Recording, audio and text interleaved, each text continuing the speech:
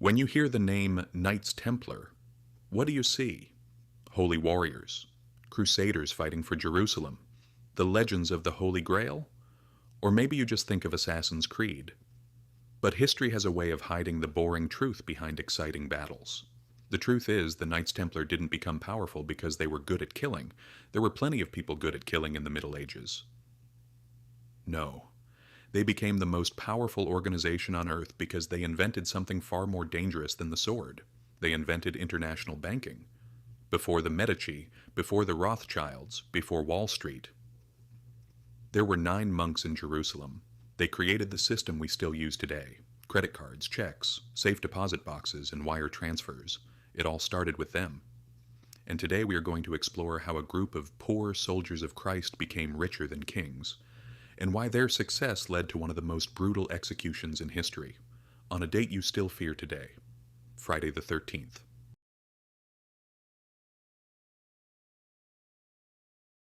The year is 1119 AD. The First Crusade is over. Jerusalem has been captured by the Christians. Europe is caught in a religious fever. Everyone, from nobles to peasants, wants to visit the Holy City. But there was a massive problem. The road from Paris to Jerusalem was thousands of miles long. It crossed mountains, forests, and lawless lands. And if you were a pilgrim, you needed money for the trip. You had to carry gold and silver coins with you to buy food and shelter. Imagine walking across a continent with your life savings in a bag tied to your belt. You were a walking target. Bandits, thieves, and enemy soldiers were waiting at every turn. Most pilgrims were robbed or killed long before they ever saw the Holy Land. Enter 2 French knights, Hugues de Payan and Godfrey de Saint-Omer. They had a radical idea. They formed an order to protect these travelers. They called themselves the Poor Fellow Soldiers of Christ and of the Temple of Solomon, or simply the Templars. At first they just guarded the roads, but soon they realized that guarding gold is hard, so they decided to make the gold disappear.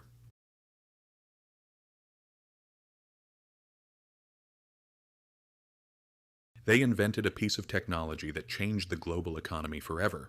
It was called the letter of credit. Here is how it worked. Let's say you are a pilgrim in London. You want to go to Jerusalem, but you don't want to carry your gold. You walk into the local temple church in London. You hand your gold coins to the knight behind the desk. He counts it. He enters it into his ledger. Then he gives you a piece of parchment, a receipt. But this wasn't just any receipt. It was written in a complex cipher, a secret code that only other Templars could read. It contained your name, the amount you deposited, and a digital fingerprint of the Middle Ages. You take this piece of paper, hide it in your shoe, and you walk to Jerusalem. If bandits stop you, they find a worthless piece of paper. They can't steal your wealth. Months later, you arrive in Jerusalem. You walk into the temple there, hand them the paper. They decode it, check the signature, and hand you your gold back. Do you realize what this is? This is an ATM.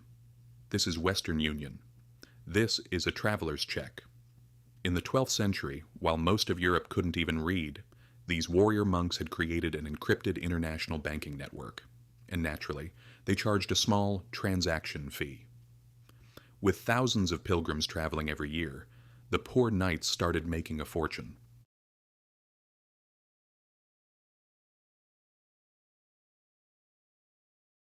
But they didn't stop at travel checks. The Templars quickly realized that holding all this cash gave them immense power. They became the world's first multinational corporation. In 1139, the Pope issued a papal bull, a special decree. It granted the Templars total immunity. They paid no taxes. They answered to no king. They could cross any border freely. They only answered to the Pope himself. Imagine a company today that pays 0 tax, ignores all laws, and has its own private army. That was the Templars. They started buying land, vineyards, farms. They built their own fleet of ships to import goods from the East. They were the Amazon, the FedEx, and the J.P. Morgan of the Middle Ages, all rolled into one. And then they started the most profitable business of all, lending.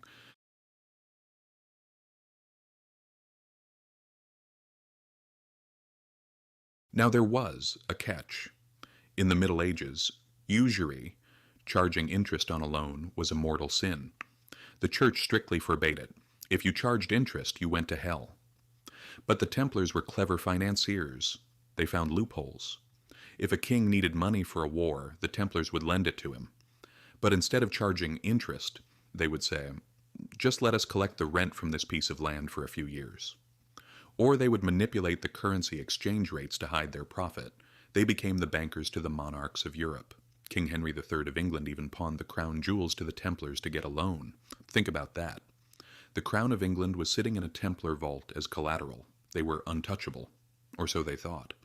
There is an old rule in finance: never lend money to a man who has an army, but has no money to pay you back.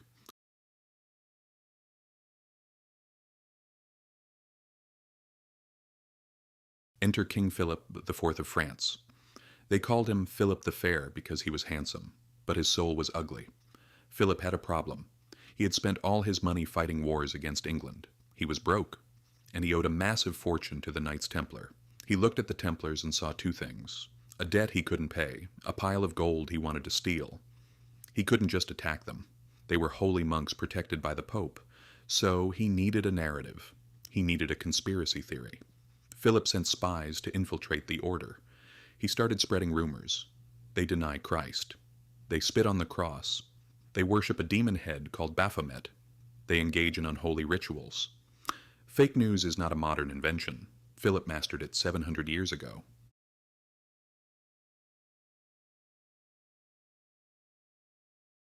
At dawn on Friday, October 13th, 1307, the trap snapped shut. Philip sent sealed orders to his officers all over France, to be opened at the exact same moment. In a single morning, thousands of Templars were arrested.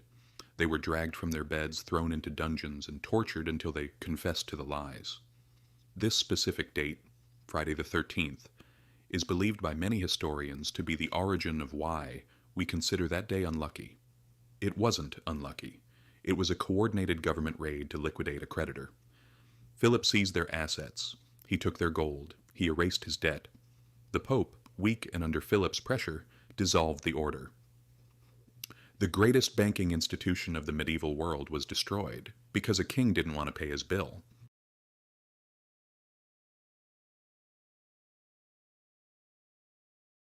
The story ends in 1314. The last Grand Master of the Templars, Jacques de Molay, was tied to a stake in Paris to be burned alive. He had recanted his forced confession. He declared the order innocent. As the flames rose around him, legend says he stared directly at King Philip and Pope Clement. He shouted a curse. God knows who is in the wrong and has sinned. Misfortune will soon befall those who have wrongly condemned us. Pope Clement, King Philip, I summon you both to appear before the tribunal of God within a year. Was it a coincidence? Pope Clement died of a disease 33 days later. King Philip suffered a stroke while hunting and died before the year was over. Within a few generations, Philip's entire dynasty collapsed. The bank was closed. But the bankers had their revenge.